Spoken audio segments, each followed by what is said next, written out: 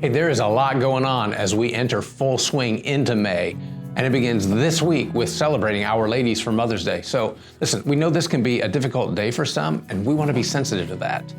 But we also want to honor those moms who have reflected Jesus to us. And you know, I love this quote. I hope it is true or was true of your mom.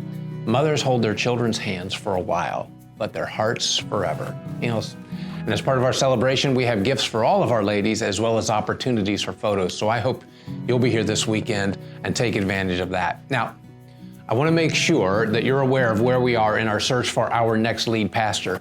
On this past Sunday, Chad Thomas, one of our elders, he shared some exciting news about our lead pastor search process.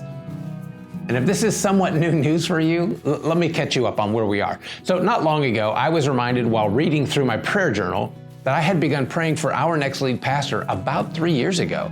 And at that time, I was asking God to lead us to someone who loves God first and most and best, which is a reflection of the greatest commandment, and who loves his wife second only to God and his family third only to God, and who would have a special place in his heart for MCC. You know, people tell me all the time what an extraordinary place MCC is. And our leadership knows that we need someone who will reflect that level of love for God and people and the mission to which Jesus has called us. So I was also praying that God would prepare us for who he had in mind. Now, early last year, I shared with our elders what I've been praying about, told them of my plans to retire from my position in 2026. I wanted to ensure we had a smooth, healthy leadership transition, and I want to give the elders time to create a succession plan, as well as to search for the next lead pastor. So beginning last fall, our elders began the behind-the-scenes work and there's a lot of it, of praying and hiring a consultant to help us in our search and developing the plan and getting teams in place.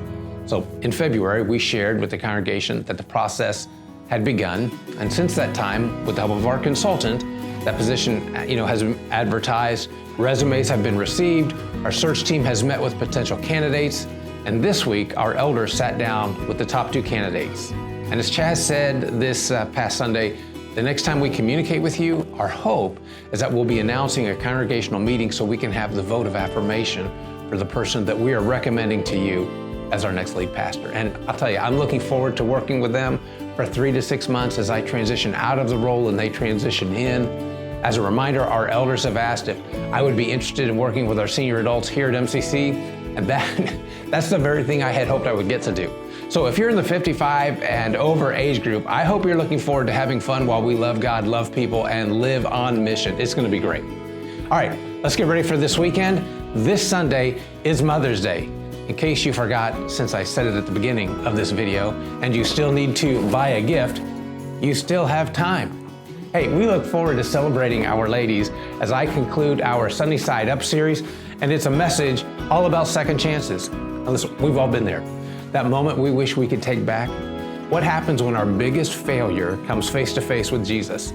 And this week, in the reading and in what we're talking about, you'll learn why failure doesn't have to define you, but it can refine you, and how Jesus meets us exactly where we are, not where we wish we were.